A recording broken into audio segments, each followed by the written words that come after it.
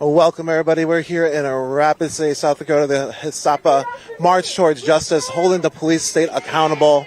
We're going to be listening. We're going to be just watching the march for a minute, but thanks for joining. Let us know where you're watching from. If you want to like, share, follow, please do. The only way people are going to see this is if you share it, so please share it out there. Thanks for being here, and I'm going to be your host. We're going to try to get you some interviews and just listen and learn why this march is happening. We're really thankful you're here.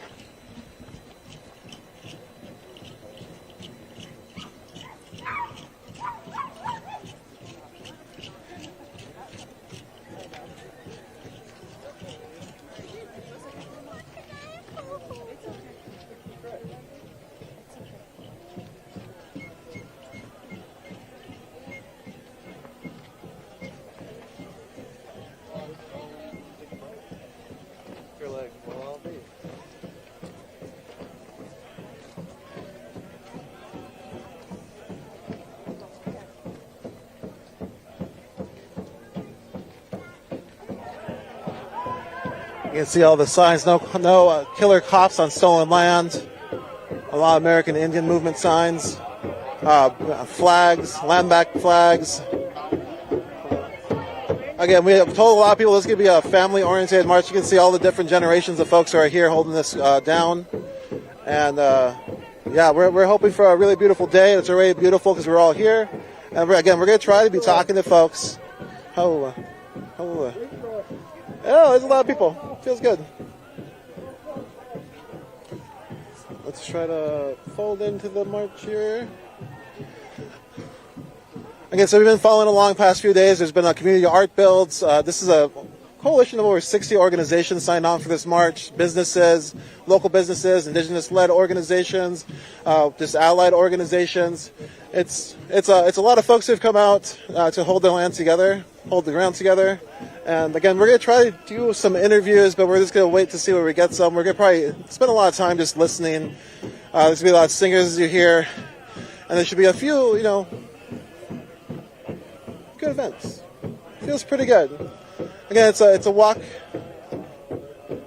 for justice and no killer cops on stolen land. We're going to wrap through here.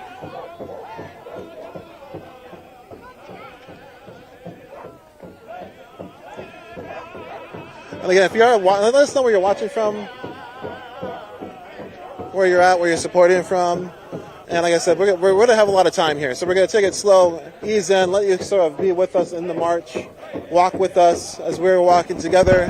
And then hopefully we'll be speaking to a few people to give you some story about what's been going on here in Rapid City, why this march has come together, why 60 organizations signed on, why folks kind of streamed in from all over to hold this space on this day.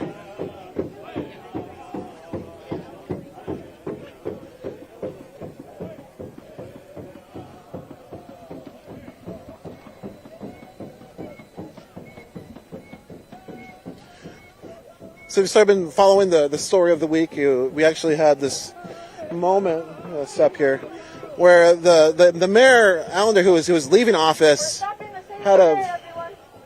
Oh, let's move away from the prayer a second. We're gonna get some distance so we don't interfere with this prayer.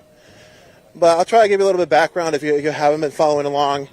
This sort of out of nowhere public safety meeting was called. The mayor was sort of briefing the incoming mayor and sort of set the stage that there was going to be this really this public safety event, they called it. We can turn around here and take a look at what this public safety event is. March Towards Justice. A bunch of families coming out, holding space together. We're going to be hearing stories about lost lives. Again, content warning about that. We're going to be probably hearing some pretty tough stories, but the reality is they're happening every day, and people are tired of it, and that's why they're coming together. And they're coming together in a good way. They're coming together to hold space together and just be present and just try to change the future by saying justice is going to happen now, holding the police state accountable. Here in South Dakota, I guess Rapid City, like the police don't ever have to give up any sort of body cams, no footage to the public. They get to keep all of that, so there's actually no way to keep them accountable. A lot of the work that we've been doing, if you've been following us along, is going to different events and it's making sure there's cameras there that we are ensuring that we can show what happens. So we're gonna get closer here.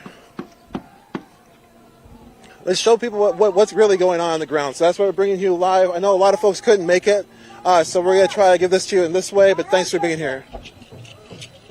They're here with us. We recognize you. We feel you. You brought us this far. We can go much further. Fine. If we protect our children and our women and our families and our future by uniting, by recognizing one another as relatives, as the solution. That's what we are. We are the solution. Our voices united carry the answer. This institutionalized imprisonment is not the solution.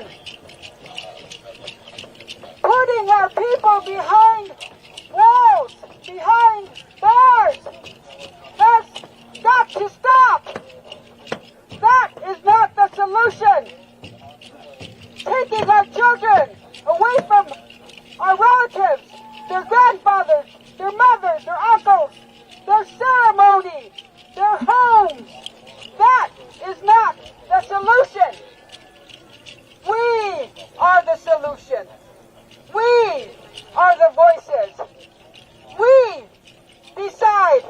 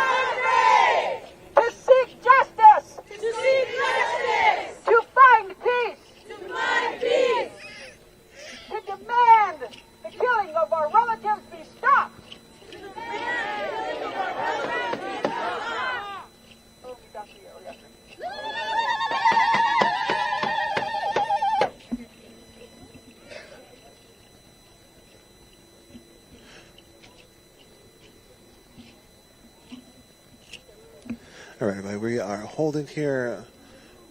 You can see again all these signs, no killer cops in stolen land. There's some smudge going around, real heavy. We also have this big school to prison pipeline puppet. Take over here to the right here. And I think there's a lot of signage on the side of it. We can try to read it to you so you can kind of understand what's going on here. Again, the school to prison pipeline. There's a lot of issues with SROs, and one of the demands is to get the SROs, basically the police that are in schools, out of schools. Their position there keeps changing. They're sort of criminalizing, institutionalizing children for someone saying even just being late too many times. All right, let's move out here. And so this. We need banner holders up front. Banner holders up front. Hold on, sorry. Watch a step. Someone's gonna move out. Listen to pull another banner.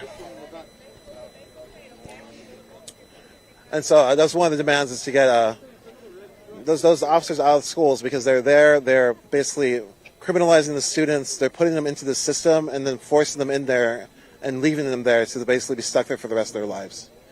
And it's just been an ongoing issue here. We're going to hopefully hear some stories about it. You can also go back to, I think 2 days ago, we interviewed some folks who are talking about the school to prison pipeline and how that works and why they want to get these SROs out of school. And this changed the way safety is working because this isn't it. To penalize, criminalize, and just institutionalize a mass majority of indigenous children, indigenous people. Again, there's a lot of percentages. I think if you look in the description, you'll see there's a link for a post, a blog. You can read through that blog, and you're going to find all of these statistics that we're talking about. We've been researching. We've been getting people to try to see, and we're hoping today to kind of bring some stories to those statistics as well. That, while the percentage of incarcerated people is the mass majority of indigenous folks, that's not the mass majority of people in this state. And they're being targeted. Some people tell us they're being hunted. When people talk about the police killings that are going on here, everyone around that I've been speaking to has stories that they're sharing. They're talking about, and it isn't as though this is a thing that they heard happen. We're watching Juan Poliska is a youth group here. Hopefully we'll talk to them. We're out in the field just handing out a lot of supplies, giving people food and water. It's a youth group, incredible to watch. And we're speaking to just a grandmother who was on their lawn. It's like, what do you think about the police? And she literally said, I don't trust them. I watched them shoot down a boy right over there, and they just pointed to the corner of their street, And so these are the events that are happening. We have spoke to somebody else, so I'm hoping to speak to again here as well, who was talking about, again, you can go back, I think, 2 days, you'll find that live stream, just how the children are being, I don't know, they said scared. I know a lot of the youth here don't feel they're pretty, they don't seem scared. They seem like they're doing the thing. They don't want to interact with the police, but they also have this history of how they're seeing the police treat their families before then they have their interactions with the police. So there's negative sort of experiences are compiling over and over again. And so that's why they don't want to interact with police officers. They want a different form of safety regiments, different form of safety around them. And they're bringing here, and they're saying there are solutions to this. It isn't more criminalization. It isn't more funding for the police. It's like you can fund communities. There was the press conference yesterday. I'm just going to go through all the stuff that I guess I heard yesterday.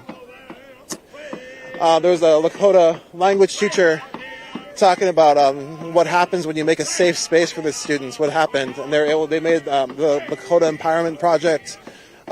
Started working together and basically trying to change their situation together. And he said that was only possible because there was a place for them to do it.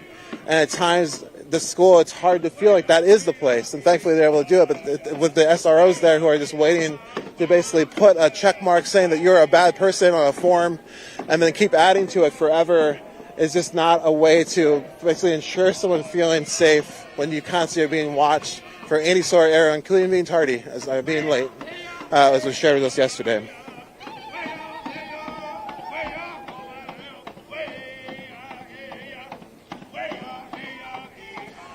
Again, March Towards Justice, holding the police state accountable. Thanks for being here. Again, if you do want to keep following, just hit like, follow, share, and you can just share that out. Also, let us know how you're feeling about this, how things are going in your area. Again, this is here in the Hisapa. We're trying to bring attention to what's going on in South Dakota, what's going on in Pennington County, what the Rapid City Police Department has been doing, but also this is going on everywhere. But we're focused on this, and you can, again, go to that blog. I hope it's being shared. I'm sure it is, and it really kind of holds all the lives that have been lost, and there's some history of it.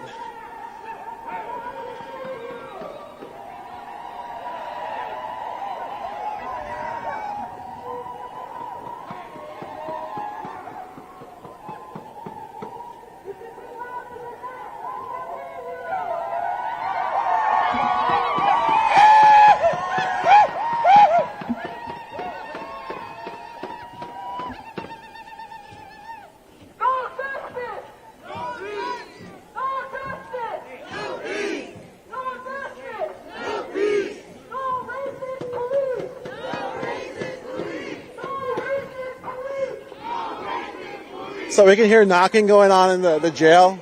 We've been here before trying to bring attention to our relatives who are locked up.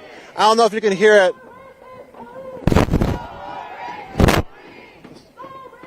We'll move over here to the... And so right now there's people in these jail cells who see their relatives out here, and they're letting them know. I can hear a little bit of knocking. This happened again. I think we're out here again projecting. Let folks know they're not forgotten. These are parents, these are relatives who are locked up, regardless of what reasoning. Them being gone from people's lives is affecting families every day. And we're trying to also bring attention to them here. I can hear everyone. Let's just listen to the folks, the people.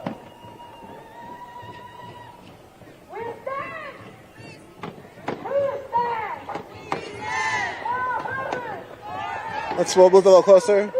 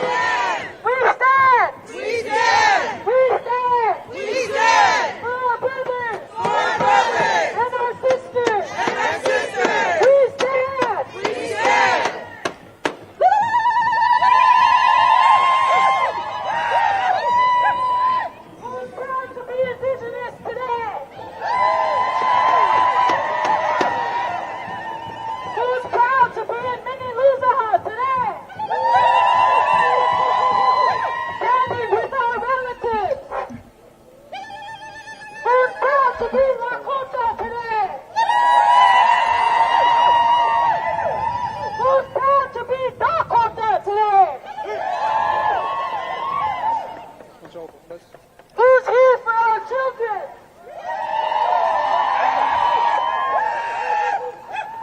Who's here for their grandmothers? Who's here for our grandfathers? Who's here for our ancestors? No justice! No peace! No justice! No peace! No justice! No peace! No racist cops in Rapid City! No racist cops in Rapid City! Community over cops! Community over cops! Community over cops! Community over cops! We stand! We stand! For our brothers! For our brothers! And our sisters! And our sisters! No more racist police! No more racist police! No justice! No peace! No justice! No peace! No more racist police! No more racist police! No more racist police! No more racist police! I can't hear you! No more racist police! You can see a line of police officers sort of watching from the steps. They're pretty removed. They're pretty set back. They are pretty casual, I would say, in their demeanor at this moment. Like nobody's holding batons and smashing them against their hands, which I have seen before many times. So they're just kind of leaning there watching from a distance. It's just to let folks know.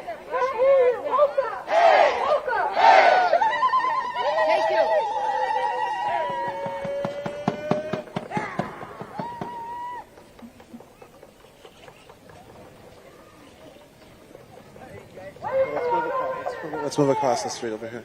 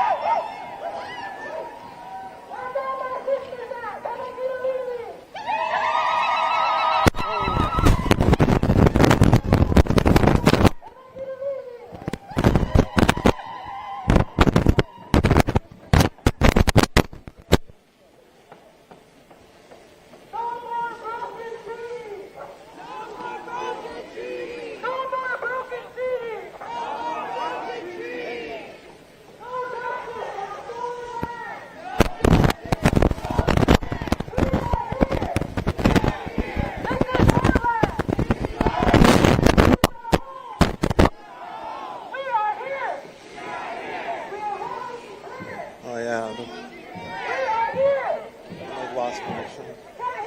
1 second. We're here on the street. How it's going?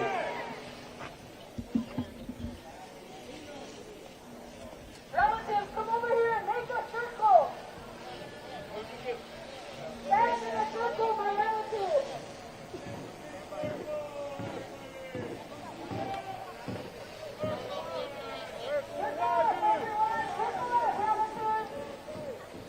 Let's stand together. Circle the Wagyu. So we're up here in front of the Public Safety Building, the Rapid City Police Department, the Pennington County Sheriff's Office. Again, if you go to that blog, you can see all the statistics about them.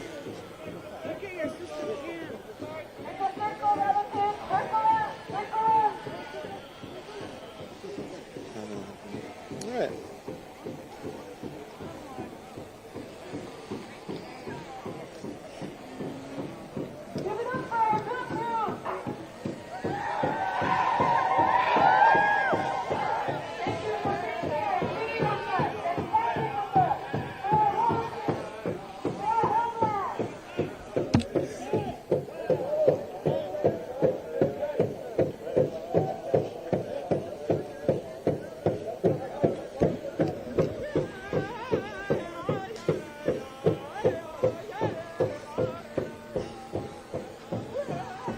No, it's okay. I thought you wanted to talk to me. I was like, you want to talk about why you're here at all?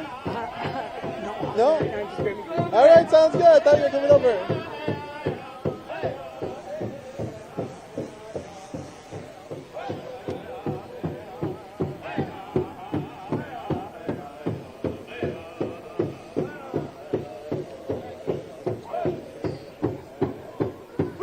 Can we move just start moving this way a little?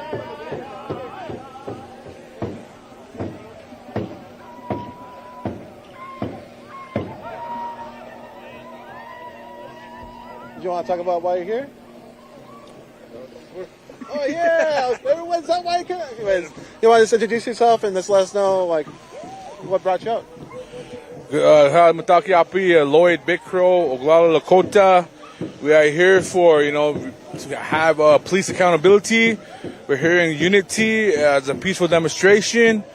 And, we're tired of the way the police are treating us in the city. We have no justice. A lot of our people are getting charged with crimes that, they're making them plead guilty to a lot of things they haven't done. Like recently I have some relatives come to me saying that they've been getting charged with simple assault on officers and they haven't even touched them. So they're telling them to plead, if they plead guilty to that, they'll drop all the other charges. And a lot of them, they say they haven't even touched the police. So, we're just here to stand, for our relatives, for the families that recently, police killed a native and they're not being held accountable. So, we're just here to stand for them and for the families, and hopefully we get justice someday, and and hold the police accountable.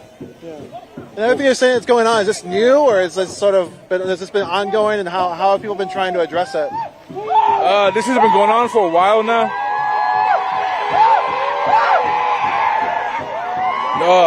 this has been going on for a while now. This is nothing new, so it's just about time we're doing something. Time to stand together. So so I just want to say we'll pull out to our relatives who showed up today, for the families and for the ones who lost loved ones through the police brutality and nothing has been done to them. Thank you. So this is a giant banner being put down. Yeah, it's based on all the no killer cops on stolen land signs. I think it's a giant banner that says no killer cops on stolen land.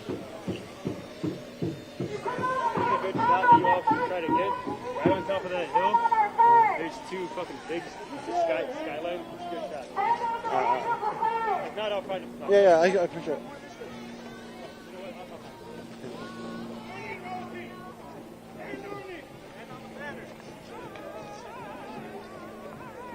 Stand on it. Let's move this way. So there's everyone's surrounding the banner now. It's a solid circle of folks, of people asking or demanding for justice. There's people smudging going around. It's pretty beautiful. All right, everybody.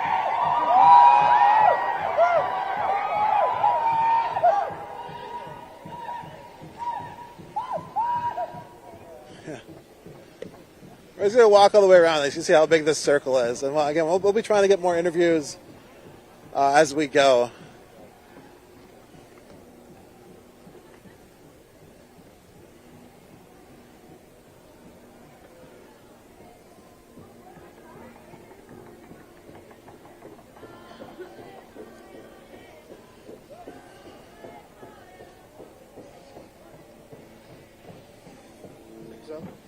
Let's walk in. We got some pretty good pictures. Ooh.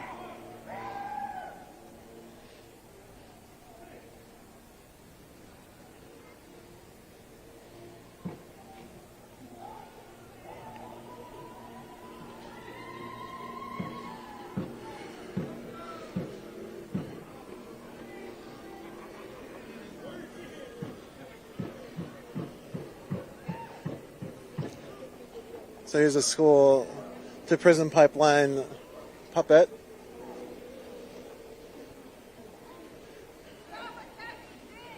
I'll read the side of it as it goes by here. So we have it's school resource officers such police placed in school systems to stop school shootings allegedly. First interactions with SROs are minor infractions, dress code, tardiness, and subordination. After first interaction, students are 3x more likely to end up in the juvenile justice system within a year. Once criminalized, students are 67% more likely to return to that system.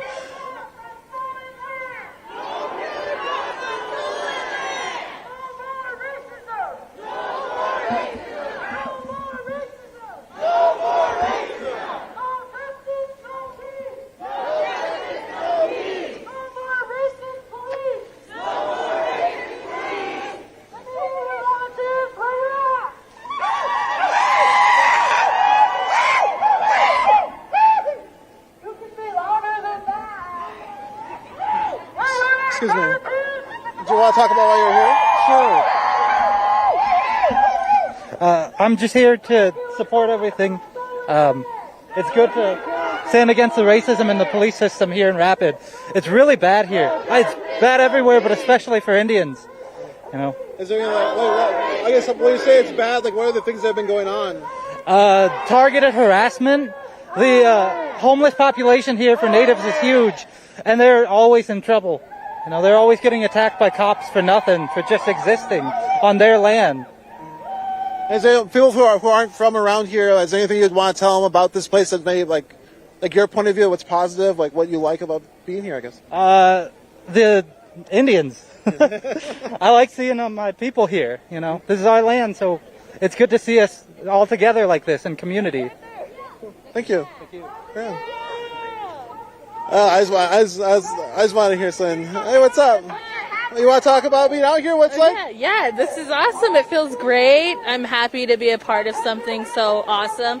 I'm glad we can all come together, even though we're all separate organizations. We all have fighting for the same rights. Yeah, and what's the change that you're hoping that comes from I guess everyone coming together like this and just trying to raise awareness? Well, I just want everybody to understand what we're here for and what we're doing, because a lot of people don't see the issues that we as Indigenous people face every day. So, as long as somebody listens to us, I'm glad we're being heard. I don't care that I'm out here wasting energy like some people think. No, this is a great cause. And if you're Indigenous and you don't see the issues, educate yourself. Well, actually, everybody needs to educate themselves on these issues. Oh, sorry. No. I kind of wonder what do you think is like the biggest misconception for like non-Indigenous people when it comes to what's going on here? They don't see the systemic racism that's within the criminal justice system. So I feel like that has a lot to play in why there's so many people incarcerated in prisons and jails, foster cares, forced treatment centers. The list goes on and on. And what would you tell people about how you feel about this land? I guess Well, it's our land. Follow the treaties. We wouldn't be doing this type of stuff if everybody just, followed the treaties.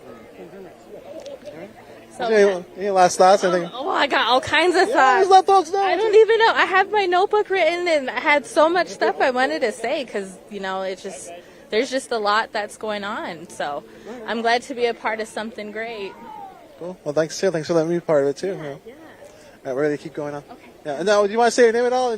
Oh, yeah. Stephanie Yellow Eagle, Lakota Lockup Project. Look us up. All right. Thank you. Hey, can I get you all over here and ask you a few questions, maybe? Sure. I just wanted the background to be this instead of the public safety building. Do you want to introduce yourself and just let folks know why you're here? Sure. My name is Amy Sazu. I'm Sichongun Oglala Lakota, and I'm a resident of Rapid City, and that is why I'm here. And why do you think residents of Rapid City should be here? I think it's important. I think it's important to acknowledge that there's a horrible history in our community that has created conditions that are not optimal for raising your family, for our schools, and we don't ever address it. We don't ever talk about it, and I just think it's time. It's important. It's important our kids understand why things are the way they are and understand that there's nothing flawed about them or their communities or their people, and I think that's an important piece of this, and to feel some pride in marching and walking and exercising. There's like a big The puppet pipeline's coming running us Yeah, the over. pipeline is about to run us over. This is also one of the reasons I ran for school board. This is important. These things are interconnected, and I think that's something we don't acknowledge either, that the interconnectedness of all of these issues and the ties to our systems, systemic issues. Yeah, whether it's the school district, whether it's the this pipeline. Yeah. It's coming. What would you say? I mean, like you mentioned that there's like this is historic. This is a history of this going on. I don't know if you could kind of like elaborate on that a little bit, or. Sure. No, we don't even talk about like the founding of Rapid City and how and why the treaties are broken and people started this out as a city. We don't even talk about that. We don't talk about. What do you? What's the history there? I don't. That this is part of the Great Sioux Nation, and once gold was discovered here, that none of that mattered, and settlers came here and started and brought violence to the indigenous people that were living here. Yeah. And that was and that was in the treaty, and the Supreme Court sided with the Oceti Sakowin people, Yep. and said, and then they tried to pay for the land, and they were like, no, we actually just want the land back. Yeah. And they got land back right there. Again, yes, and I love the interconnectedness of land back, our children back, our languages back, all of it back, and I think that's the big thing. It's all interconnected. Issues are all interconnected, and we don't acknowledge that. And like just thinking about, and I'll leave you here. I know I'm just kind of like I'm enjoying talking, but what would you tell? It's like a lot of the reasons that we live stream so much of this stuff is because people can't make it. Sometimes our people are really isolated where they're at, and they're just able to watch on the internet. And I guess what would you tell folks who couldn't be here about what it's like to be here, and what would you tell them just in general, I guess? It's hard living in Rapid City. It's hard being an indigenous person, an indigenous mother, and living in Rapid City. It's hard to raise your children here. And we need to start addressing these issues and having conversations and talking about it. And we need to start educating our children, and we need to start bringing this kind of history to our schools. Our kids should understand. They should know, and it empowers them, and it can empower our community. I think that we should be an Indian Ed for all school district. We should be an Indian Ed for all state, and that you do better when you know better, and you should educate yourself and research some of these things. We aren't making it up. And so I think that's one thing. There's just not a lot of accountability by our community to understand these issues. They're reactionary instead, like, oh, this is, being mean, or you're being bad people. And I just think, you're not following the law, you're not getting your permit, you're not following our rules. And like, that's all they see. And they don't understand how deeply seated these issues are in our community, and how they infiltrate our school district, the criminal justice system here, our city government. I mean, all of these things, and it's hard. For sure. Thanks for that. And I just thinking about how they're like, oh, you don't follow the law, you don't follow the rules. It's like, well, you don't. They also don't either at all. Like they aren't. Not that it's just funny. I don't know if it's funny, but it's like there's literally like they wrote it down. Then their Supreme Court was like, oh yeah, we messed that one up. They should be back to them. And they're like, oh, that law I guess don't matter. So it's always. They're so violent and mean, and coming after their land, and coming after, I don't know, the narrative today is the cops, and so I'm glad that Nick said that in the beginning. Like, this is about prayer, it's about coming together, and I think for Indigenous people, they understand how good it feels to be here, how good the sage and the sweetgrass smells, and how good it feels to see your people empowered and happy. And for our non-Native relatives and community in Rapid City, join us. Come witness. Come feel it. Come reach out, get to know somebody, but be here. And it's absolutely about community. It's absolutely about connection, and it's about togetherness. And I'm proud of that. And these events always are. It feels good. It's good to see everybody. Right, well, thanks for talking to me. I'll see you later.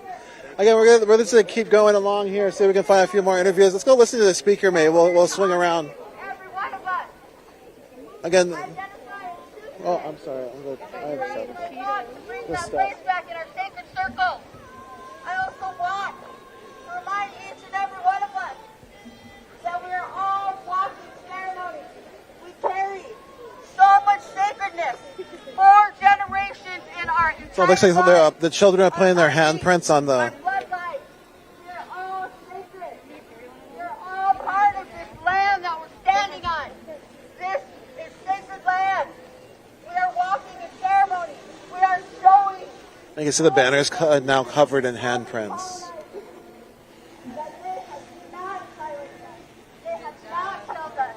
And we're going to keep on standing here, honoring our Lakota ways, our Dakota ways, being indigenous, walking every day, every heartbeat, every breath for the next generation, for all these Lakotas. They're going to remember being here. We're going to keep walking forward. Oh, yeah. All of this medicine. How you doing? You want to talk about why you're here? That's what I was told. Yeah, well, just let us know. What brings you out? Why are you here? I'm here because I'm a 4th generation. We came down from Canada. Yeah. And this has been going on forever. And the fact that we have this new mayor coming into town and laid down the gauntlet and said that he's going to criminalize our relatives that are unsheltered. We have too many kids that are locked up. They want to continue to militarize the police force. And that's not doing any good. I spent so much time involved in the Collective Healing Initiative. And then when it came time to implement the recommendations from the community, RCPD walked out. And what was that initiative? What were they trying to do? What was the hope, I guess? The hope was to have some reconciliation, to move forward, to do less militarized type of law enforcement intervention and have a better understanding. And they said that they wanted to understand our community and culture. But when it came down to it, they didn't. They walked out. They walked out. You know why they walked out? Is it because it's either their way or no way. It's the same with this new mayor. It's going to be worse than it was with Allender. Their way or no way. Yeah, I assume that you're probably asking for like the body cams to be released. We weren't even talking about that stuff. It wasn't even that stuff. It was like training. It was like having conversations, having a community oversight board. It was really simple stuff. Institute cultural intelligence within the training academy, right? Do things that other communities have been doing for years. I guess what do you hope I guess, for the future. And here we are. We're all out here, trying to bring attention to this. So this brings attention to it. Yeah. It also demonstrates to the rest of the community that we're not who they say we are, right? Yeah. But on top of all of that, it also demonstrates that to the community, because it keeps growing, that there's hope. Yeah. And hope is important because there's a lot of despair out there. So to be reminded that you're not alone, and for the kids, so we have generations of kids that have been growing up witnessing this, and for them to witness that there's really good people in this community and that they're not alone, that's really important, because our kids are without hope a lot of times. They feel alone in this, and our moms and our unchi And what does it feel like? There's all these children here. There's all these different generations. What's that feeling like? That's happiness. I'm so happy for that, right? I've seen this in my years I've been involved in this work for more than 40 years. I left here, went to LA, saw it during the riots in LA, and watched the black community rise. And I watched the Latino community rise in Phoenix. And I'm home, and I'm seeing the same thing happen in my home. It's good. Thank you. Did you want to introduce yourself at all? Or? If you want me to. It's up to you. Annie. Bashan, with liberty and justice for all. Right on. Thank you so much for talking to me. Oh. Well, thank you so much for that. We're going to keep trying to find just more folks to talk to. This is a big circle, so we're going to go back around and see who we run into, and just keep it going from there. What's up? Thanks for being here, y'all. Much love. Much love.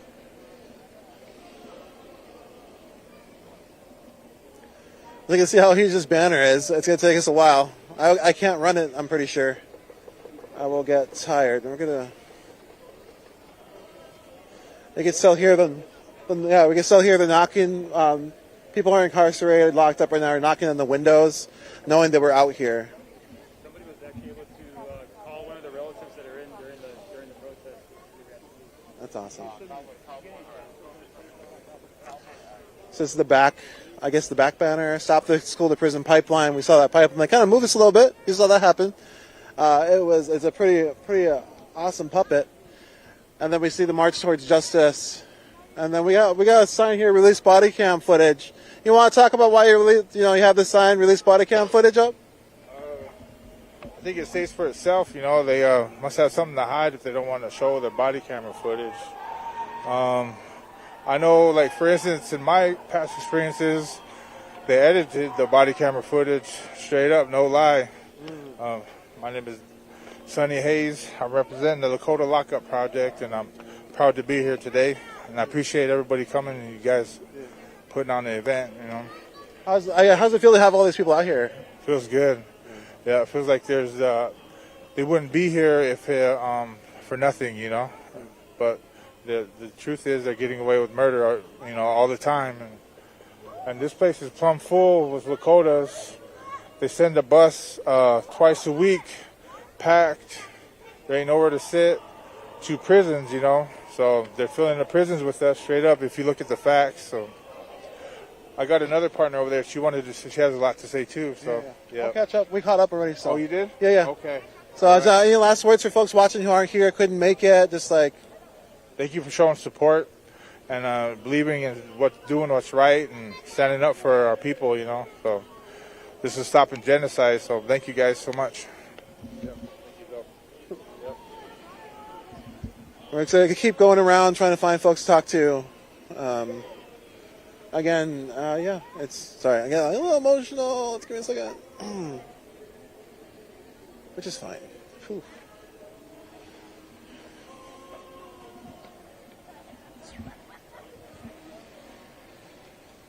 Oh, hello.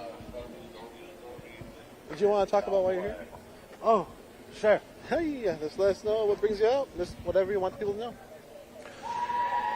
Hi, Madagapi. My name is Matho Ohitika, Brave Bear. And what brings me out today is that bring awareness to the people that they're not only on stolen land, but the police brutality.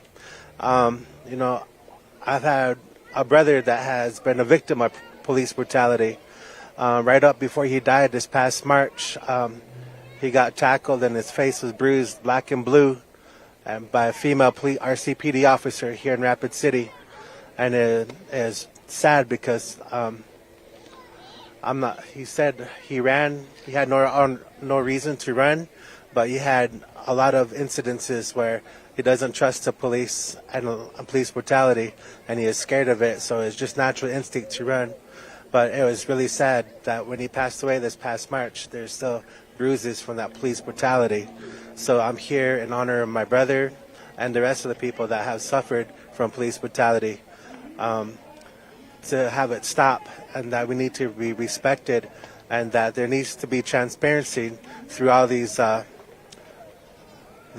so-called justices or investigations, and covering up inside their blue wall, they call it, they say, so sticking up for each other. So nonetheless, we want to break through that and demonstrate today that it's unjust that our Lakota people, not just Lakota people, but other people here in this community. And so that's what brings me out here today. Yeah, thank you so much. Yeah, anything else you want to say? Or? No. All right, thank you. Thank you so much. We gotta go back over here. Hey, you want to talk about what brings you out here? I'm Deacon Mike, and I'm with Woyatown Lutheran Church in Wombly Ska.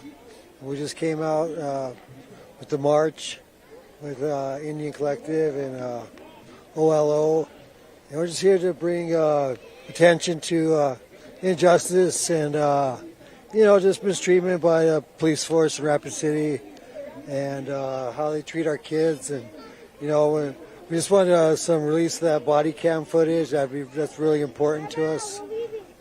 That's about all. We got Wombly Ska, for kids. Yeah, what is Wombly Ska? Wombly Ska is just we got a youth center and kids can come. It's a safe place. We got activities. We got a talking circle. We got we got youth manners.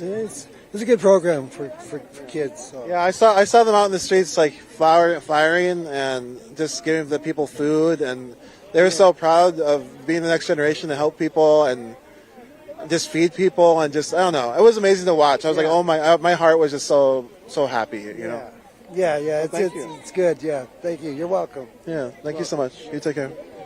Yeah, we're hoping we get some of that up. But it was pretty incredible to watch Wombly Ska out there. This youth, Lakota youth, just rolling through the neighborhoods, handing out food, keeping the people fed, keeping the people happy, and just, I don't know, it was such the things you hear when you see the truth, it's so different. I can't tell if that's all right. We're gonna move back to there's a megaphone. We're trying to interview folks, not get stuck at the megaphone, but we're gonna head back to it. Again, I'm Lorenzo Serna. We're just bringing you here to March. What's up? What's up, man? Nothing. You want to talk about why you're here? Yeah, just to support over here, just to help the community to make it better, and yeah. You think it's happening? Yeah. Hopefully it happens. We gotta keep trying to. Yep. All right. Thank you. That's a quick little one. Again, you can see all the banner with all the handprints. And we'll move around here. All right. Hello. Do you want to talk about why you're here? I'm sorry. I'm just stuck up. I know. What's up? Just tell me just what's going on. What brings you out? Well, I was here with family and stuff, just supporting the good causes and whatnot. And of course, I'm Native American as well, so always glad to support and be around people that are my people. Yeah. And is this the family? Oh yeah, this is my mother and grandma, someone. Yes, and one of my good friends. Yes. Wonderful. Is there anything you want folks to know? Because I feel like part of the reason we're doing this live stream is so people who couldn't make it. And so, what does it feel to be? What's it like to be here? Does it feel good? What's that like? Well, yes, of course it feels good. I mean, also very scary with the way the police are in this, well, not only city, but in the state and stuff. So, somewhat scary, especially with the protests and, how it turns into more against the protesters and whatnot. But then it feels good to be around all these supportive and letting people as well. Yeah. I guess when you say, What I don't know if you have any instances of how the police are here. You said like. Oh, well, they do a lot of racial profiling, no matter what race you are, and a majority of the police are white, and so yeah, that is just how they are and stuff. And there is a study that says Native Americans make up 10% of Rapid City's population, and over 60% are incarcerated. So that also tells you a lot of how they are and stuff. Thanks. Any last words? Any last thoughts you want to share with folks? Thank you for your time, and oh yes, proud to be Lakota, of course. All right, thank you so much. You take care. You too. Thank Bye you. now. All right, so they keep rolling here. Thanks, everybody. Thanks, fam. Hey. Yeah. All right, we're gonna keep moving. You can see everyone's just hanging out. Again, every time there's an event out here, I swear, like everyone comes out, starts lounging, starts having a good time. You can see families, generations of people, like we've been saying over and over again. And yeah, it does feel really good. Not gonna lie, it feels good to be out here. And we're just gonna keep rolling back to this. Let's get to the megaphone. Let's get to the microphone.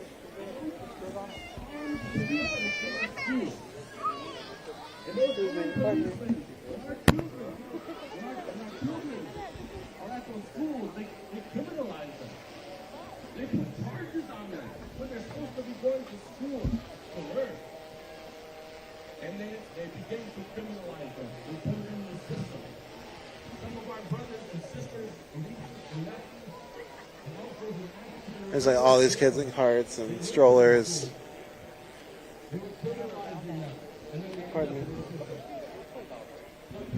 We talked about the school to prison pipeline. That's what we're talking about. We need to stop that. And so one of our policy demands is to ask the SROs to be removed from the schools. We are asking the Rapid City area schools to remove the police from our schools.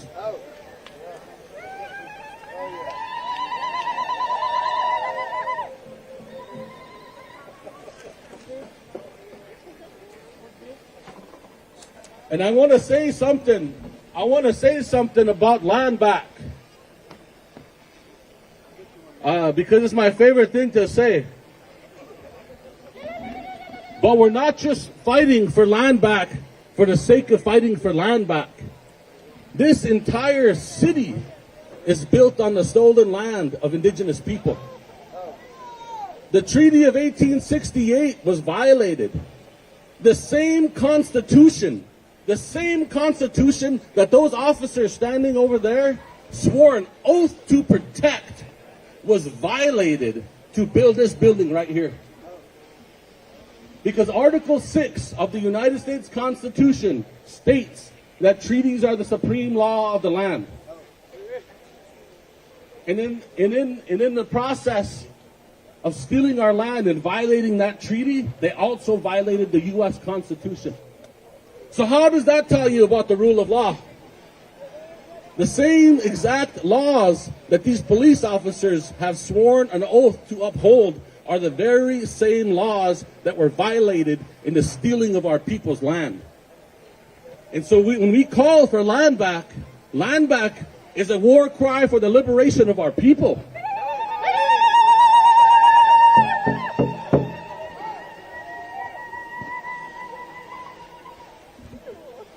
And no more do our people walk on the streets in Rapid and hang our head low. No more do we hang our head low. We hang our head high because we're proud of who we are. We're proud of where we come from. We're proud of our struggle.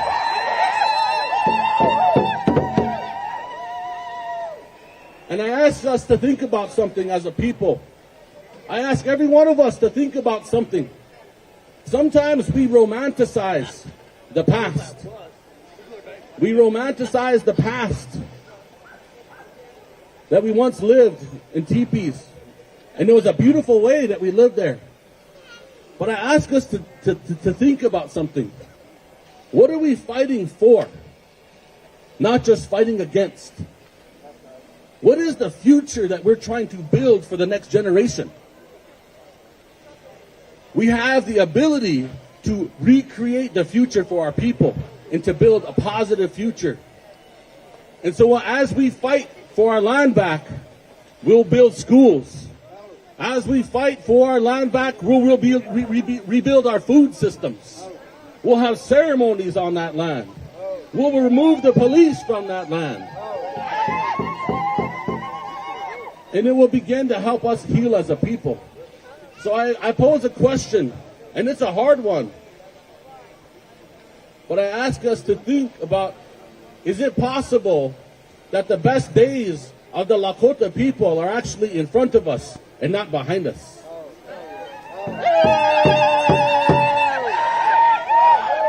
Because if that's the truth, then it requires action today. The action like we took today. And it requires follow-up. It requires follow-through because the next generation deserve it. So Wopila Tonka and Chichiapolo, to each and every one of you for coming out here with your bodies, coming out here to stand with us against the police, but in unity for the future that we're trying to build. Heche Tuolo.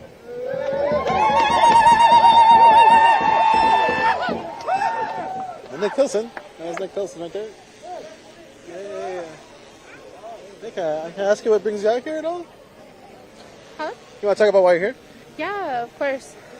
So I am here just to stand in solidarity to bring awareness of the police brutality that so many Native peoples have endured. Majority of our people don't realize that as Native people, Indigenous peoples, we take up 40% of the population in South Dakota, but 80% of individuals that are incarcerated are Native American. And so when looking at that, we have to look at what is included when it comes down to our youth within the school systems in the urban setting. And in these settings, that same behavior that is being pushed onto our relatives that are being incarcerated are being pushed onto our youth, right? So we have young men, young women who are being arrested, who are being thrown down, who are being mishandled by the police officers in the school systems, and people are not being a voice for each other. And I think this together is a good rally for our relatives to bring awareness to that, as well as emphasizing on land back. So, land back. Thank you so much. To share a few words, because he's helped wage successful battles in standing with the people to protect the land. Well,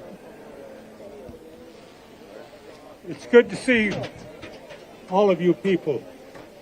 I don't move around. I'm not around from Rapid City, mostly in Meade County where I live. But the Black Hills Alliance, of which I was part of, along with the Tilsons, well, before this fella was born, I guess. Anyway, every day's a gift, and I want you people to remember that. And somehow, I would hope that the land we reside on will be able to continue that. But it's only the federal government that can change things, not the state. It's only the federal government that has anything to say about this, and should make it possible so that we can all get on with the living. But anyway, I'm glad I'm here. I don't move around near like I used to. And God bless all of you. I'll see you. All right, so this is the truck amplified sound truck. We're going to move to some. Everybody give Marv a round of applause real quick. Ask Sonny Red Bear as an organizer here in Rapid City to share some of the demands of this march at this time. We probably should listen to the demands. Let's listen to the demands, and we're going to try to get a few more interviews. Let's bring us back to where we started. Let's get these demands real quick, and then we're going to go do some more interviews. Hear me back there? Give me a lily. We have a lot more planned than just this march today. We've been working hard as a community together, but I wanted to share with you 7 of our demands that we're demanding from the Rapid City Police Department, the Pennington County Sheriff's Office, and also the Department of Justice. Number 1, end the killing of Indigenous people by the police. Can you hear me over there? I'm asking the Rapid City Police Department, can you hear me over there? There's a line of police officers Number watching. 2, an immediate civil rights inquiry into the Rapid City Police Department and the Pennington County Sheriff's Office. We just want you to know that you're next. Number 3, release of all body camera footage. Number 4, the removal of school resource officers. No more police in our schools. Number 5, rescind SB 4. No more hiding behind Marcy's Law. Number 6, defund the police. And increase community-controlled education programs and funding. We're going to put the funding back into the community. And number 7, third-party investigations of RCPD and Rapid City Sheriff's Office. We no longer think that you should be investigating your own complaints against yourselves. I just want to say this. This is just the beginning. This is just the continuation of the work that our ancestors, the people that have come before us, have done. It is our duty as Indigenous people to stand together, to fight for our children, to fight for our future. We are building Indigenous power here in Rapid City. And we're doing it together collectively in a beautiful, in a prayerful way. They will continue to villainize us, but we will stay focused. We know the way forward, and I know that we can do that together. Lila Wopula, to everybody that showed up today, for those that are standing together, those that are standing for your relatives that are in those 4 walls, I want to thank you from the bottom of my heart for sharing this space with us today, for taking a stand. But then I'm also going to ask you to continue this with us, continue in this fight.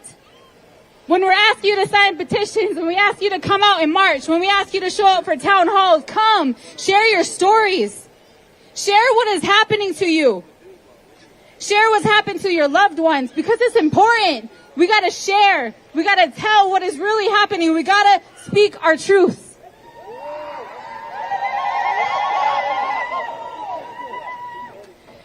Now we want to gather around the banner, and we're gonna have a round dance, because as much We're as gonna get ready for a round dance. We're gonna try to interview a few more people. We got the demands. If you heard them.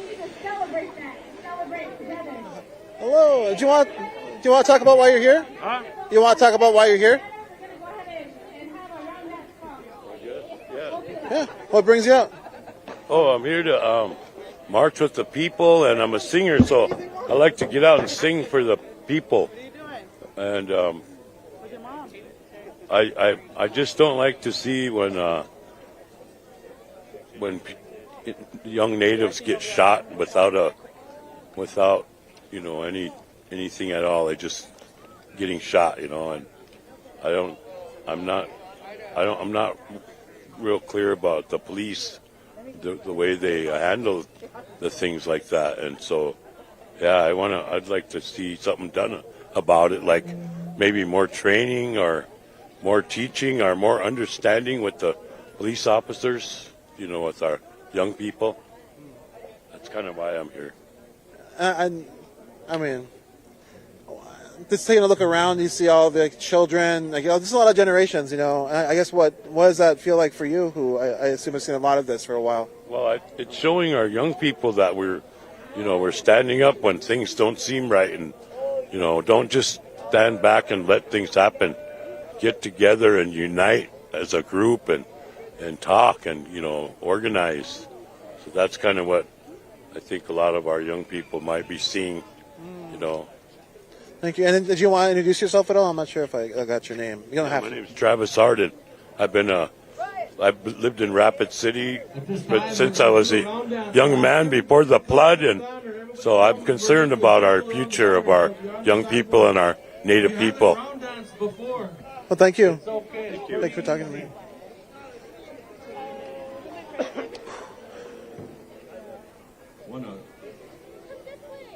We're just gonna keep interviewing folks. I don't know. I think it's good. We're gonna keep talking to people. What you want?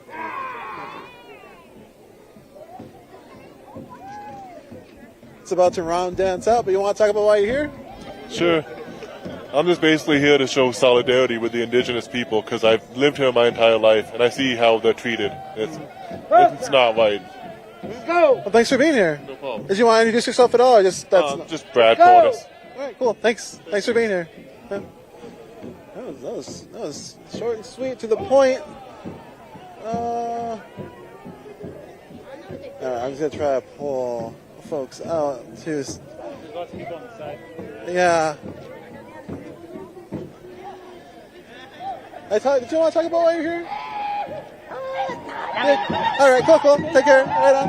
Yeah. All right, so there's a round dance going on. I don't know. I'm almost like, can we go in the middle of the round dance? We'll go this way. Again, thanks for joining us. We're here. March with Justice, No Killer Cops on Stolen Land. You see this giant banner is spreading across the ground. All the handprints, the orange handprints, are children's handprints. People are asking, if you go a little back, there's a bunch of demands. You can tell. Going back this way. We've been going back this way. But yeah, there's a lot of demands. We have those. It's a little bit back. There's also, if you look in the description, there should be a link to that lists those as well. And I think that people are dropping resources into that chat. If you have questions, just ask. If you're looking for things, you want more of the information, more of the data. The hard data. It exists. It's been collected for you. Trying to get this out so other people see what's going on here. And we're going to speak to a couple folks here about why are you all here. Want to talk? Who wants to go first? I can go first. We're coming from Minneapolis, and we got a little history with police brutality, police violence, and being a young Native man, it's our responsibility to kind of show up where the community needs us. And with that being said, we're out here making sure everything's all right. But yeah, that's about it. Yeah, so you're saying that similar things are going on in Minneapolis. Is there similar organizing? Is this? I mean, NDN does a good job of getting things everything's all put together. It's really peaceful out here. It's refreshing from what we're used to. So. Right on. Yeah, I hear that. You want to talk about it? Yes. So I'm Ozuya Crow. I'm Oglala Lakota, and I'm here in just solidarity with our people and showing face whenever we can and however that is, whether it's on the front line, grassroots, in the community events. Any chance I get to help our people or give them a voice, I'm here. And I see, you see that today with a lot of our relatives, from our grandmas, our grandpas, our gakas and uchis down to, children here, and a lot of allies, down to our allies too. So it takes a whole, all of us as a whole to get our message out and also to be heard and for this change to happen. And this is, part of those steps to get this change that we need. Thank you. Yeah, right on. Thank you. Did you want to introduce yourself? I can't remember if you introduced yourself. I haven't. Yeah, you want to do it? My name is Joe Crowshoe. I'm Piikani Blackfoot. I'm Southern Alberta and Turtle Mountain, Ojibwe. Thank you. Thank you both. Yeah. So let's spin it around. Let's check out the round dance for a bit, and let's observe and be part of. So here we go. I don't know if we're gonna get into it. We'll watch in the corner here.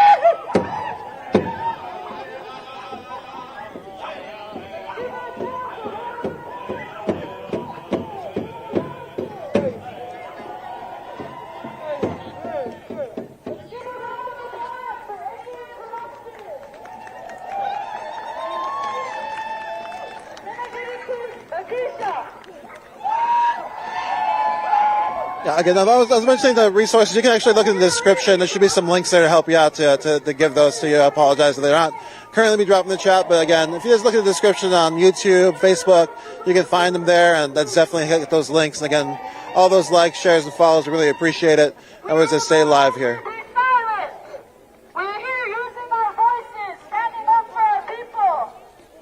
Be proud. Be proud to be Indigenous today.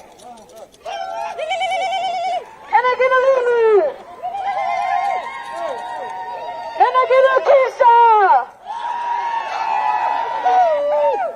And let's give a round of applause to our drum group here today. Good medicine.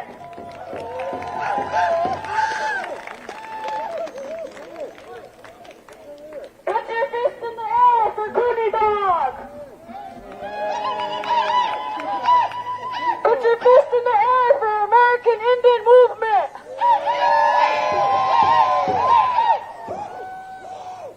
Put your fist in the air for all of our relatives that are missing and murdered.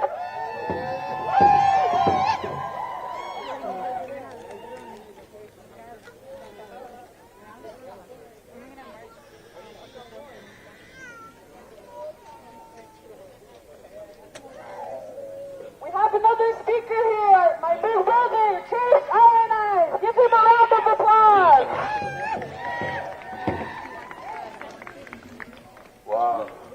Lila daya wa It's hard, it's 'cause it's windy. Yuha chante wa shtea na pe chiuza pelo.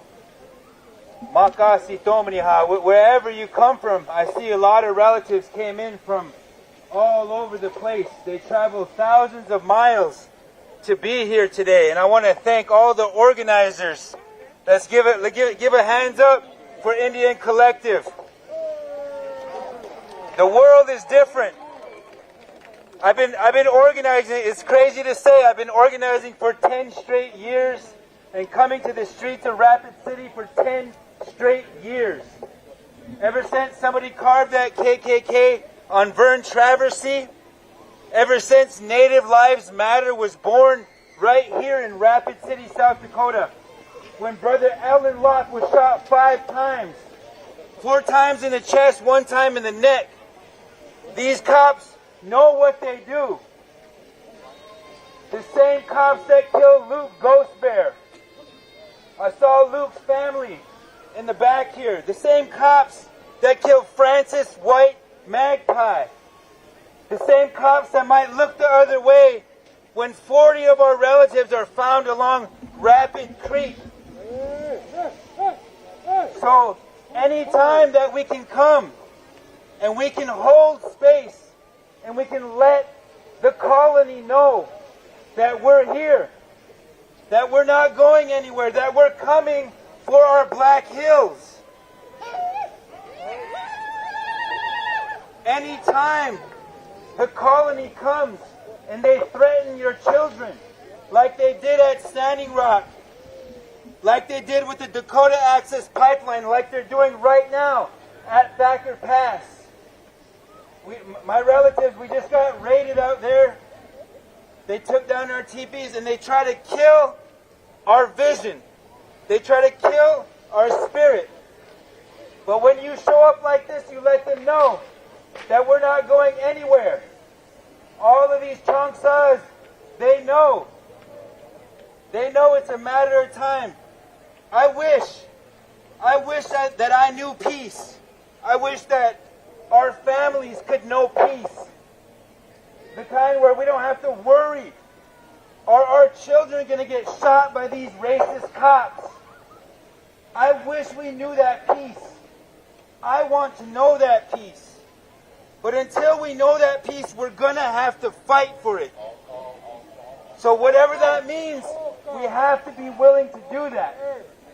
I'm just so happy. Lila Daya Hipalo, I'm really happy to see all of you who've come here today. I know a lot of you from all of these different struggles. Remember Keystone when Trump came into town and they charged Nick with some trumped up charge? Those days when they killed George Floyd, I see some of the brothers and sisters that came up from Little Earth some of the brothers and sisters who drove a long ways to be here. And I want you to know that I thank you. It's an honor to be here. It's an honor to speak while Cooney Dog is sitting right next to me. We go way back to the 1970s, right before I was born. And we come all the way to now. Keep strengthening yourselves, my relatives. Keep seeking that clarity. Keep standing strong, because we're going to need you. Wopila, I want to thank you very much. My name's Chase Iron Eyes. Thank you.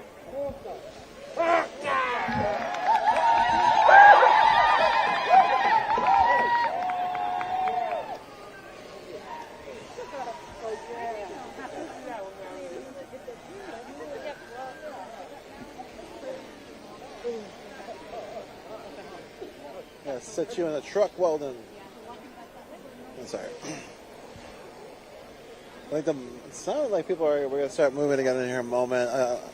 Again, thanks for being here. Thanks for joining us. Thanks for listening. Thanks for sharing. And we're going to walk around the front of the courthouse and go back to our starting point. So if we could get some helpers to help carry our banner while we march. Let's move. Let's give some people some space. We're going to move back a little bit. Did you want to talk about being here? Yeah. What brings you out? What do you hope people are learning from this? Hoping that they learn that we are humans and that the police need to be held accountable for what they do, that our children walking around with a hoodie and an Indian pride hat doesn't give them a death sentence and a right to shoot them. That's what we're hearing is like happening. There's racial profiling, there's targeted harassment we heard a lot. I mean, can you speak to any of that? Or I think there's a lot of targeted harassment when we wear our vests, when we wear our hair long. Just in North Rapid, because we live there, they think they have the right to flash their lights at us, pull us over for no reason, except that we're Indian. And if we have those 65 license plates from Pine Ridge, that's another reason to pull people over. For no reason whatsoever, but because Pine Ridge is legal right now with marijuana, they try to bring these trumped up charges on the people. And what do you hope people, I guess, who aren't here, who haven't experienced things like this, like, what should they know, I guess? What should they know is that South Dakota is the Mississippi of the West, and that it's still cowboys and Indians. They don't have to wear sheets here. The cops will come up and shoot you face to face. Thank you. Thank you. Oh, we're gonna move out here. I think it looks like the march is gonna start to move. They're carrying the banner now, which there's a lot of people carrying the banner. We'll get in front here. We can try to jump on almost jumped on the vehicle, didn't make it. We tried. Yeah, we probably can't get in the back of that. Okay. Let's get in the front here and this, I guess, lead it out, walk it out with y'all. Again, like I said, just take a look at the description. It looks like that's where all the resources are if you are looking for different links. So let's check it out there. And again, thanks for being here. I'm Lorenzo Serna. I'm Chicanx. My pronouns are they, them. Just hanging out, being your host, having a good time. Yeah, it's good because it's like empowering. A lot of people are holding this space together. It feels good. And, like I said, they just got to take a look at the space. It's the people's. So that's good.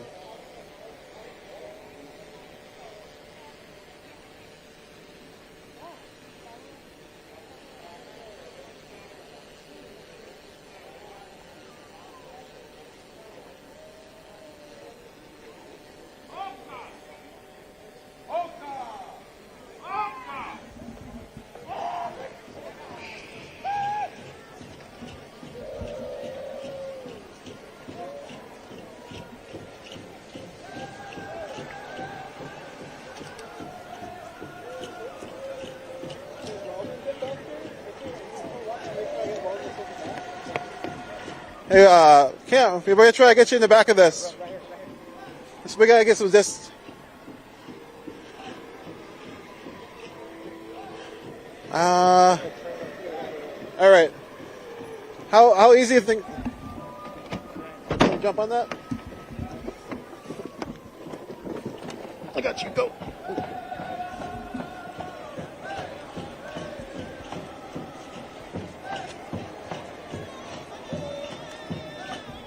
We got children in the front. We got a little dog. I think the dog is wearing a skirt. under the Community Over Cops banner. March towards justice, holding the police accountable. No killer cops and stolen land.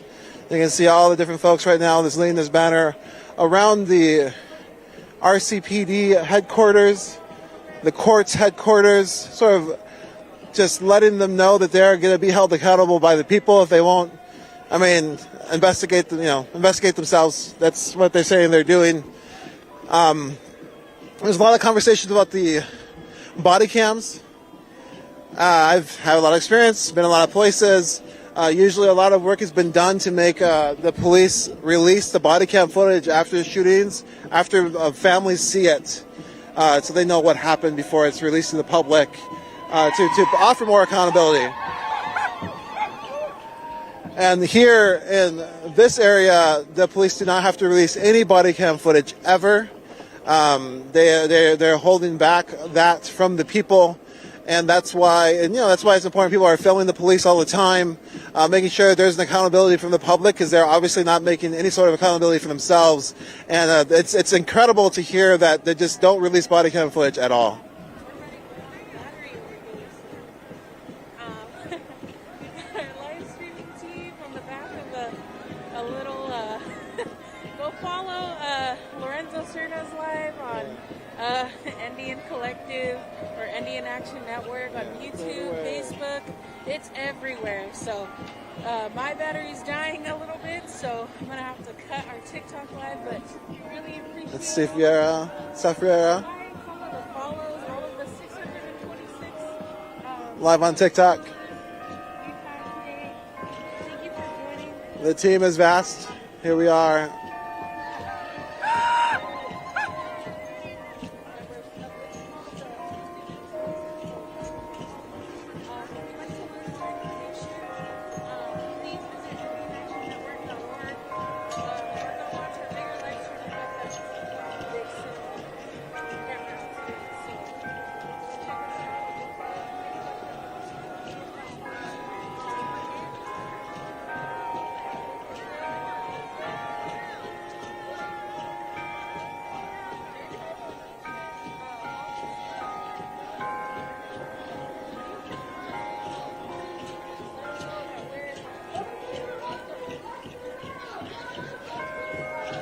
You can see the march is still coming around the corner back there. You probably can't see it too well, but it's back there. It's still coming. I think folks, after holding space, said head out, but there's still a lot of people.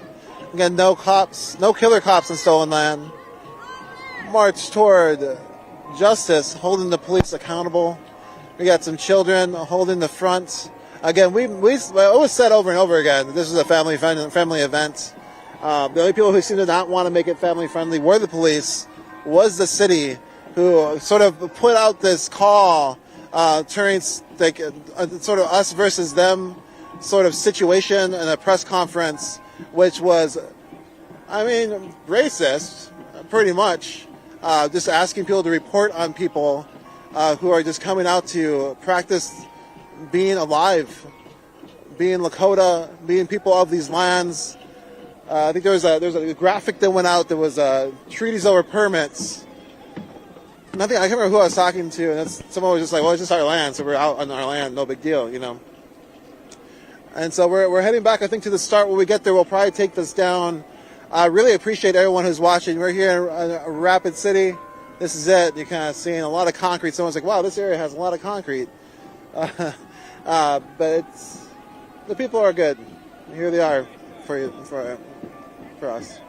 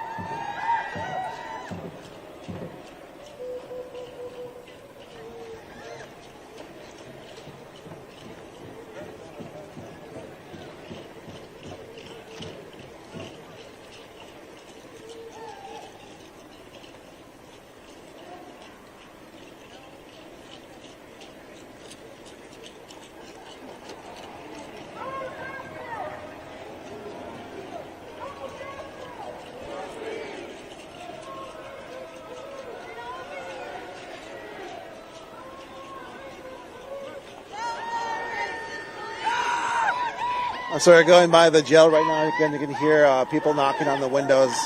You heard somebody earlier, like busloads of Lakotas are being taken to prison. Indigenous people are being taken to prison. From here, ultra criminalized. I think we got the percentages. We got a few different people saying different percentages, but I think it was like 10% of the population, 60% of incarcerated, and that is just like one of the stats. I think I'm pretty sure like all expulsions are Indigenous students, 100% of them. And again, those stats exist on the blog, so definitely double check me. Definitely do. Look it up yourself. We do have links. We do have. What's this thing? Just a second.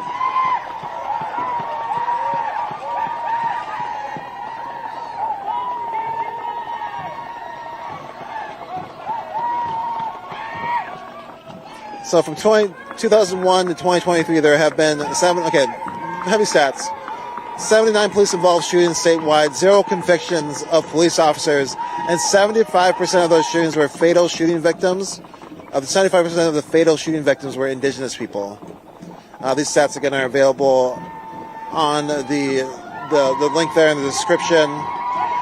March towards justice, our demands end the killing of Indigenous people by the police, and immediate civil rights inquiry into the Rapid City Police Department and Pennington County Sheriff's Office, release of all body camera footage, removal of school resource officers from the school's SROs, rescind SB 4. I think that there's that is unpacked a little bit in the article, and defund, I got that one real wrong. Defund the police and increase community-controlled education programming and funding. You good? And then third-party investigations of the RCPD and Pennington County Sheriff's Office. Again, there's all this investigative sort of things created that the police and the state create to investigate themselves. A lot of distrust for that. Again, I spend most of my time in Minneapolis, hear it all the time. The police are going to investigate themselves. The police investigated themselves, and it turns out they did nothing wrong according to themselves. People are tired of it. They want outside investigations, third-party investigations, not investigations by the same institutions that are causing the harm.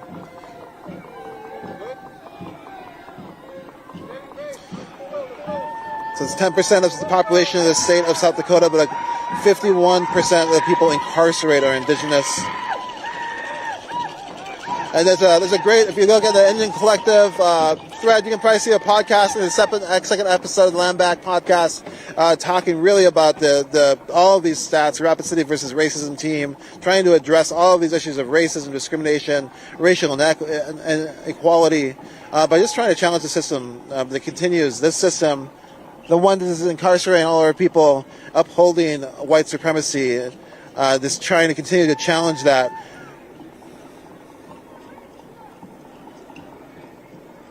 And again, just reading some quotes off this thing, but there's a lot of people here in Rapid City that want to take a stand against racism. And this is a quote from the organizers here, some of the local organizers. Again, there's over 60 different organizations who are part of this. And we did speak to a few of them. We go back to the live. You'll see that there's a few folks we talked to, different organizations. Again, there's businesses, Indigenous-led organizations, allied-led organizations. A lot of people have said racism has to stop. You heard systemic racism again. It's the system of white supremacy that is in place, that is being challenged, and they want to be changed and stopped. And you can see some examples of what that is. A couple days ago, we spoke to somebody talking about when we were talking about systemic racism is a system. They were talking about their families being put into boarding schools, their families not having their parents anymore, their children not being able to learn their culture, and how that is a system of genocide. And there's been a constant fight to stop it, and it's continuing here in the streets of Rapid City. It is continuing across the United States, the so-called United States. And we're just really glad to, again, be able to bring you to the ground here and see this beautiful event. I mean, I don't know, a lot of times when marches are attacked by the police, there's a lot of work done to turn the tide of how the city tried to basically demonize all the folks that are going to come out here, make sort of a situation. Like I said, and I don't want to get into that of the academic theory, but they're really trying to other the Indigenous people, make them an other of the right, good people, and try to get sort of this good versus bad side thing created. And a lot of the work that was done by the community, the organizations that are signing out, was like, this is a family event. There's generations of people here. There's children. There's so many strollers. There's little dogs wearing skirts too. By the way, I saw that one earlier. But there's just tons of folks. And elders as well. You get the pace is trying to take into account all the elders. But that's why there's also some vehicles that are helping transport folks, because people want to participate. And it's also really important for Indigenous people, at least from my understanding, to show our generations of people, show our children, the children out here, the future generations out here. We spoke to a lot of folks who spoke to that, what they're trying to show is a positive view for the future when so much negativity is thrown, just like the mayor did in that press conference. Just turned this event to be this super negative event when it was just about bringing people together to feel power together. Feel power in the streets together. I know that's not my statement. Somebody else says that. I can't remember who. I apologize. And so just happy you're here. Happy you're watching. Happy you get to participate if you weren't able to be here in the streets today. And again, just keep following Indian Collective. If you want to see different events like this, I'm Lorenzo Sedana. I'm part of the Tactical Media team. We bring folks all over the country, all over the so-called United States, all over Turtle Island, to try to show you what's going on and give you a point of view that's as close to the ground as possible. And thankfully, this is the police were held back. That's all I gotta say. We're really thankful for that, and we're just thankful to be able to give you this access and to be able to hear what's going on here. Let's just listen to this march, and I'm going to stop talking. But thanks for being here.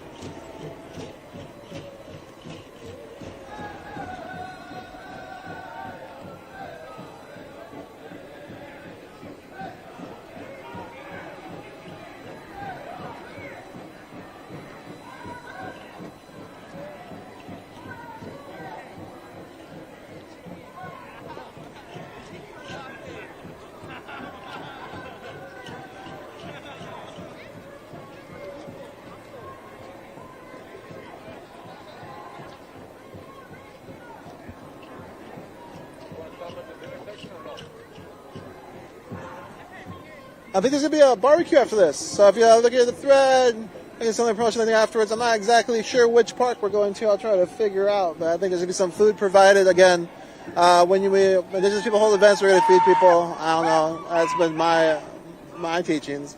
And people are invited. People are going to hold space together. We're going to eat together. We're going to be family together, be a community together. And just really excited also for that. Although I don't think we're going to be live there. I always think it's weird to be live when people are eating. I don't know. And so we're going to just keep it live until we get to this end of this. We'll take it down and then just be thankful. Keep following us. We'll be putting a lot of, if you didn't get to see the whole thing, we'll be putting out some videos so you can kind of see it in little snippets. And again, thanks for all the shares and support. There's a few people we can try to interview when we get to the end. I can see the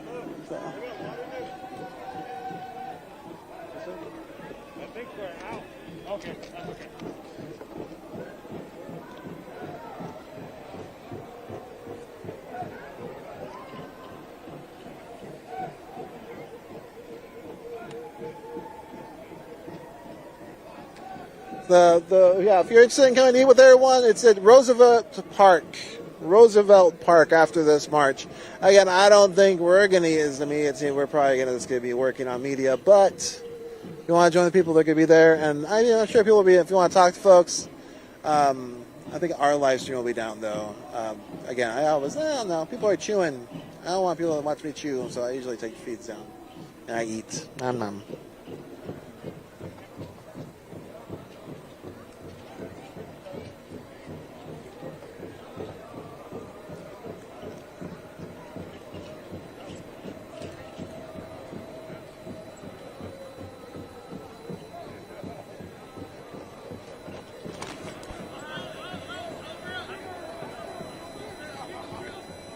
Looks like we lost. I think they're okay. They're okay, everybody. They hopped up real quick. Looks like we got a photographer down for a moment, but they're back up. Walking backwards, not easy. I have fallen many a time. Again, we'll go through these banners. Community over cops. No killer cops on stolen land. And all of these signs all over. It looks just beautiful. I'm just going to be quiet. Let's just look.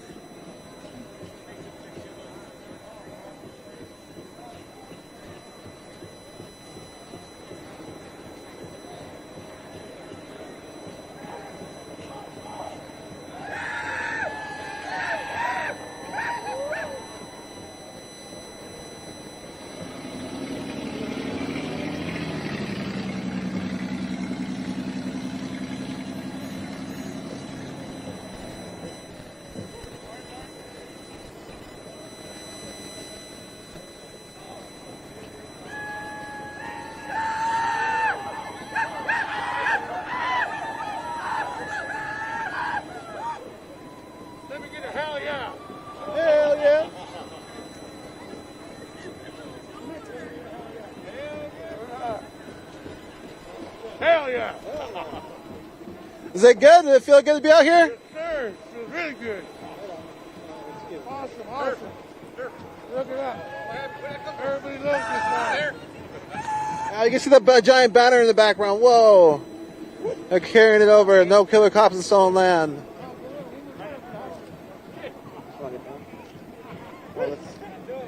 I'll tell them to stop. Hey, can you stop so you jump off? Stop so you jump off? Go. We're off.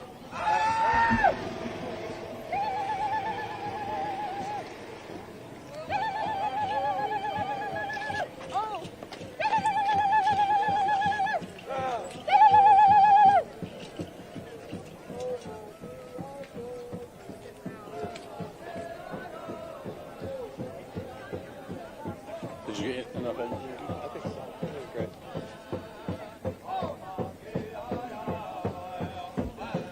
Thanks for talking to us. Yo, what's up? Nothing, thank you. Right.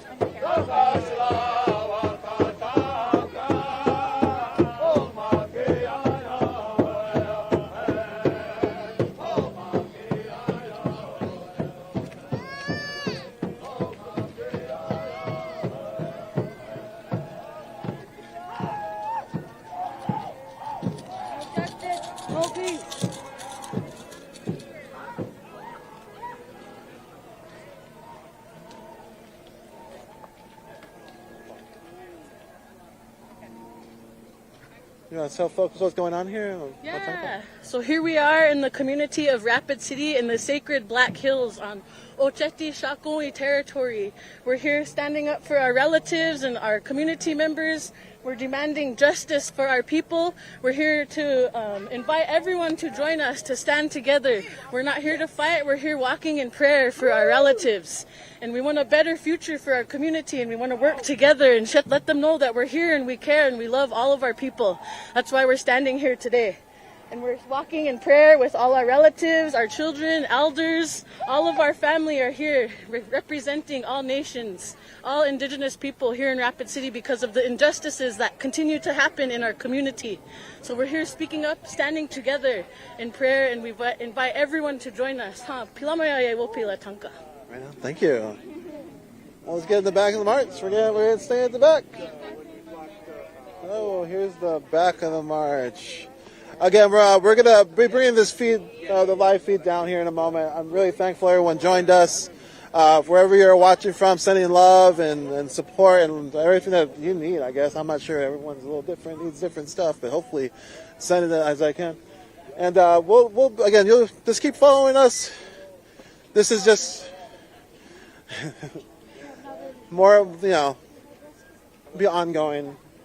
This is change is just constant, and so this is just the event that happened today, bringing people together, being visible together. I think we heard so many people speak about how important that was, and I hope you can take it to heart that there's all these generations that came together to hold this space, experience it together, and to show a positive light when all they've been getting is a lot of negativity. And so I hope you felt it too a little bit as well. I'll see if there's any Roosevelt Park. And we thank all of our relatives for coming here today. Give yourselves a round of applause.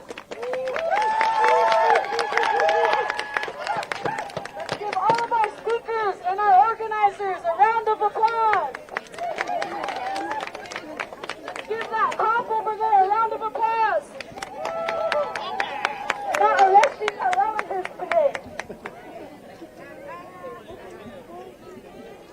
All right. See, one more second. Let's walk around real quick. At Roosevelt Park. Can you share a meal? Where's that walk through? Hey, thank you, thank you.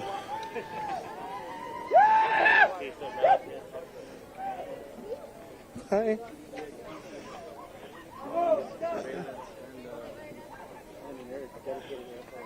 All right, we'll get let's go over here in this street. We'll take the live feed down. Oh, I'm walking alone here. I totally lost the. Well then, who's operating the camera? Thanks. Big thanks to all of our team. Again, I'm just holding a microphone. There's a bunch of people doing a bunch of work and want me to say that. They usually let me know. But yeah, lots of people making this possible for you all. I'm just really thankful for all the folks who moved up, decided they wanted to do the work they're doing, and also some folks who just took on the work as it goes.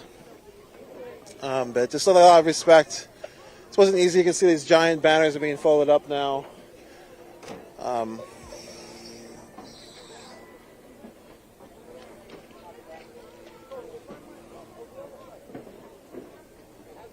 Once they head to Roosevelt Park. See it down?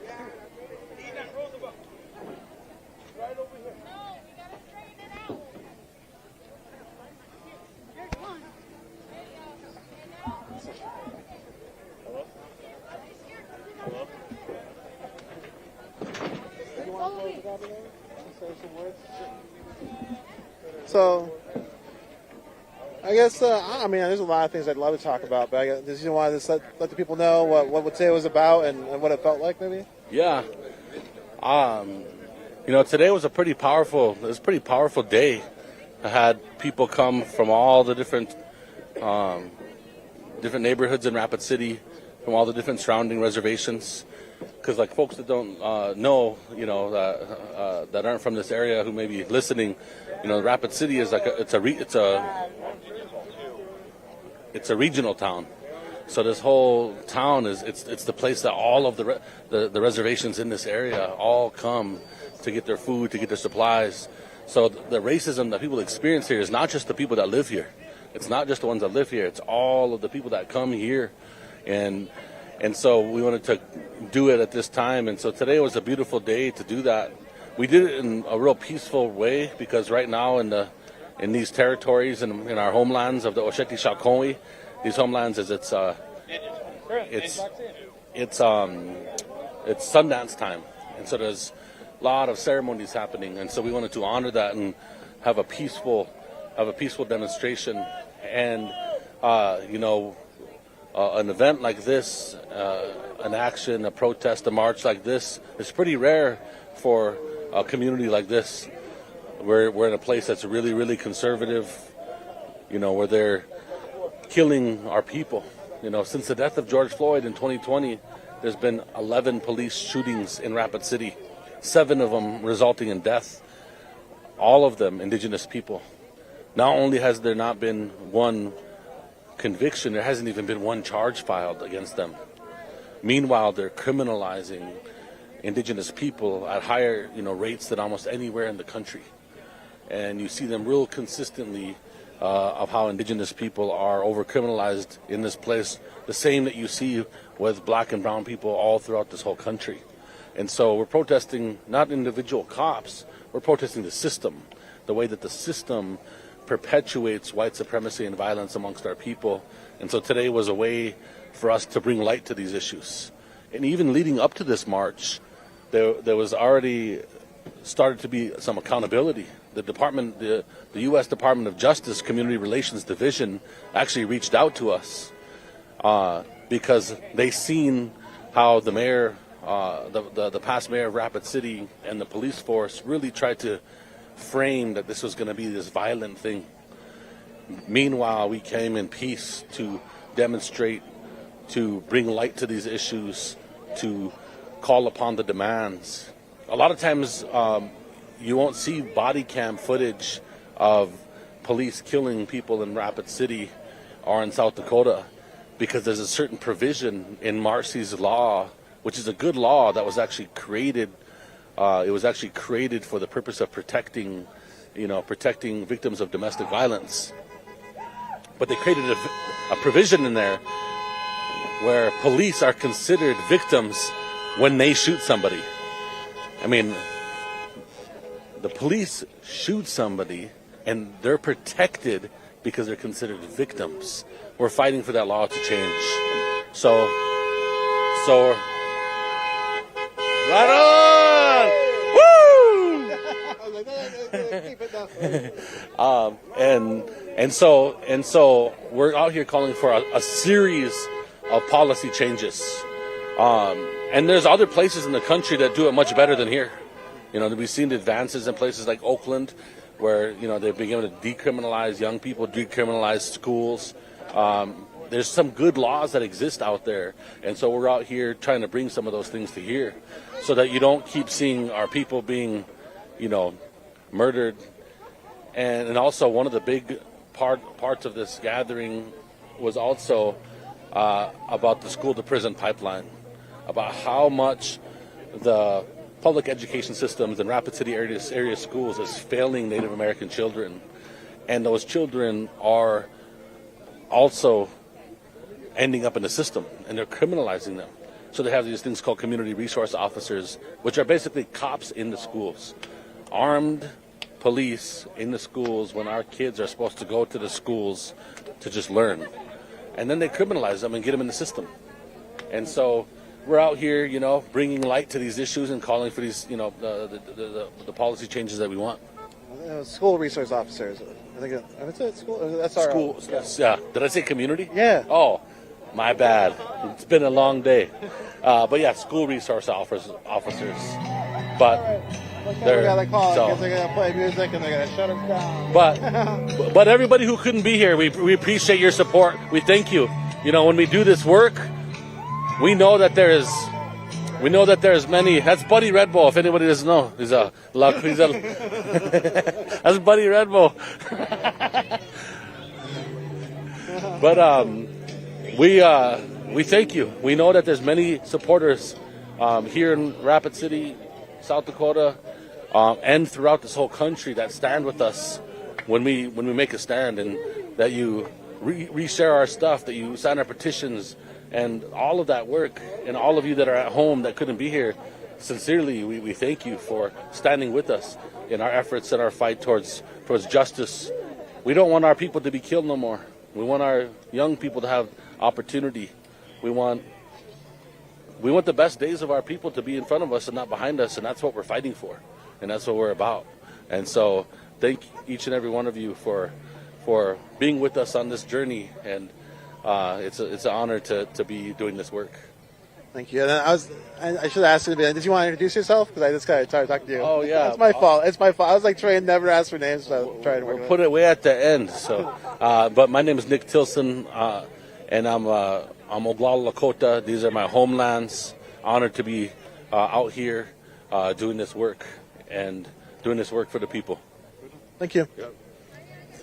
All right. I think that's it. That's what we're going to call it.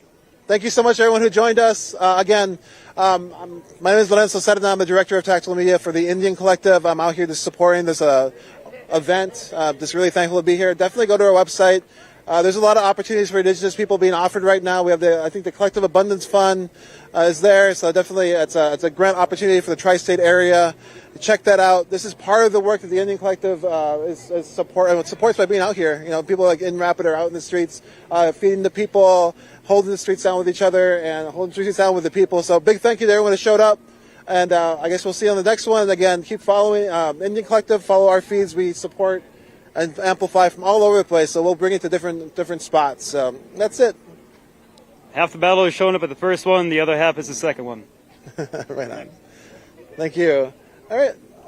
Thanks a lot. I think I'm going to walk off here and we're going to say goodbye. Just keep following. There'll be some more content. And also everyone out there who's sharing is so important. And it's just so important. We know that we're on social media, but they're not our friends. They're interested in making money, and the only way that we actually break through that is with your help by sharing, liking, supporting, commenting, and just getting it further out there through organic reach. That is actually the word for it. I don't know why I'm saying it, but I did. But much respect, and we'll see you next time.